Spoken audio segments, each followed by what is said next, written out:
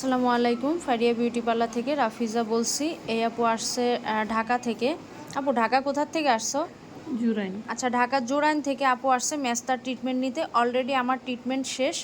আর pigmentation আগে আরও বেশি ছিল, এখন একটু কম লাগতেছে। আর আপুর 2টা সেশন লাগবে। হ্যাঁ, তো প্রথম যে সেশন এটা কমপ্লিট। আর এই যে একটু রেডনেস দেখতে পাচ্ছ, এটা 1 থেকে 2 ঘন্টার ভিতরে কিন্তু এই লাল ভাবটা কেটে যাবে। আর বাসায় কিছু হোম কেয়ার আমরা দিয়ে দেবো, যেটা মেনে চলতে হবে যাতে মেস্তাটার কখনো রিটার্ন না আসে।